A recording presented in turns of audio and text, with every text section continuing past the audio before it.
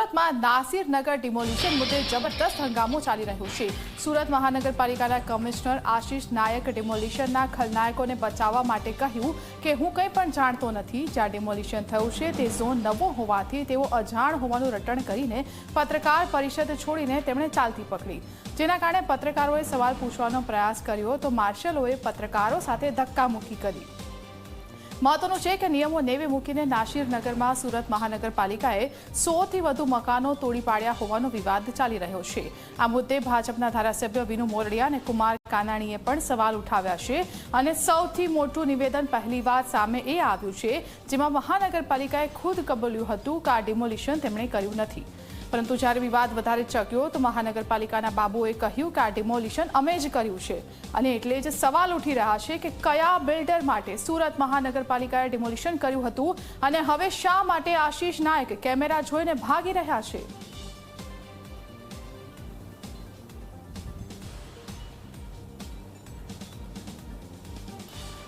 तो आप जो आ डिमोलिशन आखो जो मुद्दो है विवाद વધુ ને વધુ વકરી રહ્યો છે। કોઈની પાસે આ સવાલોના જવાબ નથી। અધિકારીઓ એકબીજાને ખો આપી રહ્યા છે। જવાબો માંગવા જઈએ છે તો મીડિયાની સામે આવતા નથી, પરાણે આવે છે, કશું બોલ્યા વગર જતા રહે છે।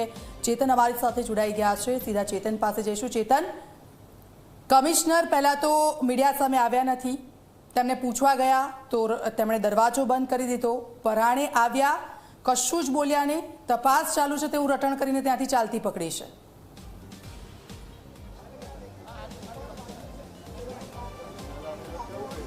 જી બિલકુલ, તે હવે નાસિરનગરના મુદ્દે મીડિયાકર્મીઓ ઉપર હુમલાનું કાવતરું ઘડવામાં આવ્યું છે। ખાસ કરીને મીડિયાકર્મી દ્વારા મ્યુનિસિપલ કમિશનરને જ્યારે આ ડિમોલિશન કોને કર્યું અને શા માટે કર્યું એવો પૂછવા જતાં જે માર્શલ છે તે માર્શલ દ્વારા જે છે તે મીડિયાકર્મીઓ ઉપર હુમલો કરવામાં આવ્યો છે। આપ જોઈ શકો છો જે મુખ્ય ગેટ છે તે ગેટની બહાર આ રીતે જે માર્શલો છે તે જોવા મળી રહ્યા છે। આપણે મુખ્ય જે માર્શલના અધિકારી છે જે મીડિયાકર્મી ઉપર શા માટે હુમલો કરાયો? નથી કર્યો કોઈ હુમલો। નથી કર્યો, ધક્કામુક્કી તમારે જ કરી, ધક્કામુક્કી થઈ છે, ધક્કામુક્કી થઈ છે, ધક્કામુક્કી થઈ છે। ધક્કામુક્કી જો પત્રકારે ધક્કામુક્કી મને ખુદને ધક્કા માર્યા છે, બે જણાએ પેલા ભાઈ। શું કરશો તમે? મારી પાસે વિડીયો છે, બતાવું તમને। શું એક્શન લેશો? શું એક્શન લેશો તમે? જી આપ જોઈ શકો છો જાડી ચામડીના અધિકારીઓ હવે કંઈ બોલવા નથી માંગતા। હવે જે મુખ્ય જે લોકો મીડિયાકર્મી હતા જેઓ કવરેજ માટે અહીં આવ્યા હતા અને જેમને માર માર્યો છે તે આપણી સાથે જોડાયા છે, તેમની સાથે આપણે વાતચીત કરવાનો પ્રયાસ કરીશું। જી, આપને પણ માર મારવામાં આવ્યો છે, શું કહેશો? જી સાચી વાત છે। આ હવે ભાજપ પાલિકા સામાન્ય નાગરિક માટે ન રહી હોય અને માત્ર પ્રાઇવેટ કંપની બની ગઈ હોય તેવી આજે દમનકારી નીતિ જોઈને ખૂબ જ દુઃખ થાય છે। ભૂતિયા ડિમોલિશન મુદ્દે પાલિકા 13 દિવસ બાદ જે જાગી છે અને પોતે ડિમોલિશન હોવાનું સ્વીકાર્યું છે અને અગાઉ કમિશનર જ એવું બોલી ચૂક્યા છે કે અમારી કોઈ ભૂમિકા નથી। એટલે આ વિરોધાભાસી નિવેદનો લઈને પત્રકાર જ્યારે સવાલ કરવા આવ્યા, તપાસ સમિતિને સવાલ પૂછ્યા ત્યારે ભેરવાઈ જતા પાલિકા કમિશનર ભાગ્યા હતા સવાલોથી અને તેના જવાબ લેવા માટે મીડિયા પાછળ જતું હતું। ત્યારે તેના માર્શલોએ પત્રકારોને ધક્કા માર્યા છે અને મોટી જાનહાનિ ટળી હોય તેવા દ્રશ્યો કેમેરામાં કેદ થયા છે। જી, આપણી સાથે કેમેરામેન પણ જોડાયા છે। જી, આપણે ક્યાં વાગ્યું છે અને કઈ રીતે આપણી સાથે મારામારી કરી? પહેલા તો કહેવા માંગી કે આપણે હિંસક છે કે એક સ્તંભ છે મીડિયા। આજે લોકશાહી નથી રહ્યું તો સ્પષ્ટપણે દેખાઈ રહ્યું છે। 13 દિવસ પૂરા થયા, આજે 14મો દિવસ થયો। મીડિયાનો એક જ જવાબ છે, ડિમોલેશન કર્યું તો કોણે કર્યું? આ જવાબ માટે કમિશનર પાસે ઇન્ટરવ્યૂ લેવા ગયા હતા। તે દરમિયાન માર્શલો જેવા કે બોડીગાર્ડ જ કહેવાય, એના બોડીગાર્ડ જેવા આપણા મીડિયાઓના કોલર પકડાયા, ચીમટા ભર્યા, લાતો મારી, આવી હિંસક હુમલાઓ કરવામાં આવ્યો છે મીડિયાઓ સાથે।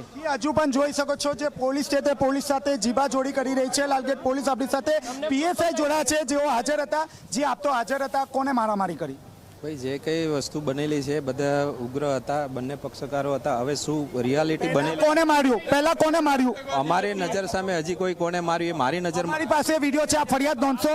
ફરિયાદ હવે અમારા થાણા ઇન્ચાર્જ આવશે, એ ફરિયાદ। આપ પણ લાકડી ઊંચી કરો છો, બોલો ચાલો, મારી પાસે એ વિડીયો છે। લાકડી ઊંચી કરવાની નહીં, અમે કોઈ હું વિડીયો બતાવું તો શું કરશો આપ? મારી પાસે એટલે તમે ઉપાડ્યો છે ને લાકડી, મીડિયા ઉપર લાકડી ઉપાડી છે ને, મારી પાસે વિડીયો છે, શું કરશો? વિડીયો લાકડી ઉપાડવી પડે, લાકડી ઉપાડા આ તમે છો? એવું નથી. કોણ છે આ લાકડી મારે છે કે કોણ છે? તમે નથી? આ લાકડી છે એ વસ્તુ જે કઈ છે, જે સિચ્યુએશન મુજબ વ્યવહાર કરી આતંકી છે. અમે કોણ કહીએ છીએ આતંકી છે? આતંકી છે. આતંકી છે એવું અમે કઈ કહેતા નથી. કયું મારે છે આ કોણ આતંકવાદી છે? એમની મીડિયા આતંકવાદી છે. કોણ કહે છે આતંકવાદી છે? આપ જોઈ રહ્યા છો મીડિયા કર્મી પીઆઈ સરના કહેવાથી અમે આવેલા છીએ. કોને ઓર્ડર કર્યો તમને અહીંયા? અમારા પીઆઈ સાહેબે અમને ઓર્ડર કરેલો છે. લાઠીચાર્જનો કોઈએ કોઈ ઓર્ડર કર્યો નથી. કોને કર્યો? લાઠીચાર્જનો કોઈને ઓર્ડર કરેલો.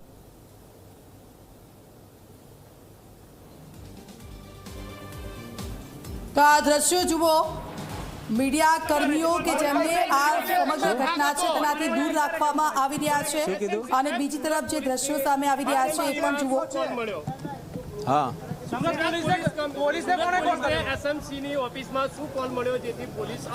અમને જાણ થઈ કે ત્યાં બબાલ થાય એવી સિચ્યુએશન છે, એના માટે અમે આવેલા છે. અમારી ફરજ છે, કોઈ પણ જગ્યાએ જો પરિસ્થિતિ બગડે એવું તો અમારે આવવાની ફરજ છે. ભૂત કોઈ એવી વસ્તુ છે જ નહીં, ભૂત બોલાવે એવું. લાઠી અમે મારવાના, અમારો વિષય સબ્જેક્ટ જ નથી મારવાના.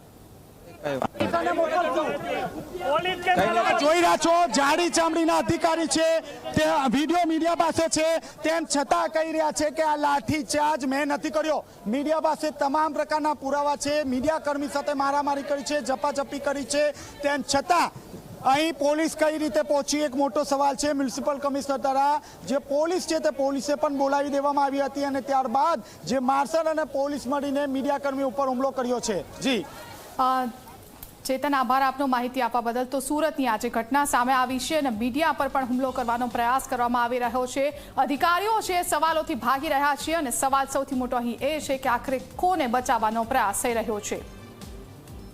તો સુરતની આ ઘટનાના જે ઝપાઝપીના દ્રશ્યો અમે આપને બતાવી રહ્યા છે, કેવી રીતે જ્યારે મીડિયાના કર્મચારીઓ સવાલોનો જવાબ મેળવવા ગયા. દીક્ષિતા, 13 દિવસથી આ ડિમોલિશનને થયા છે, ગરીબોના ઘર કોણે તોડ્યા તેનો સવાલનો જવાબ નથી મળી રહ્યો.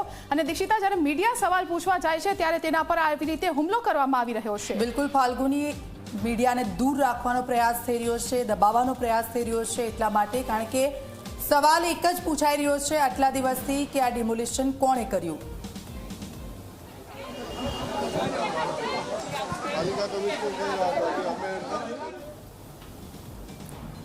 તો સુરતની આ ઘટના અને તે બાદના દ્રશ્યો અમે આપને બતાવી રહ્યા છે. પત્રકારોના સવાલોથી આ લોકો ભાગી રહ્યા છે, અને એટલા માટે જ મીડિયાને આવી રીતે આખી જે ઘટના છે તેના સવાલોના જવાબ મેળવવાથી દૂર રાખવામાં આવી રહ્યા છે.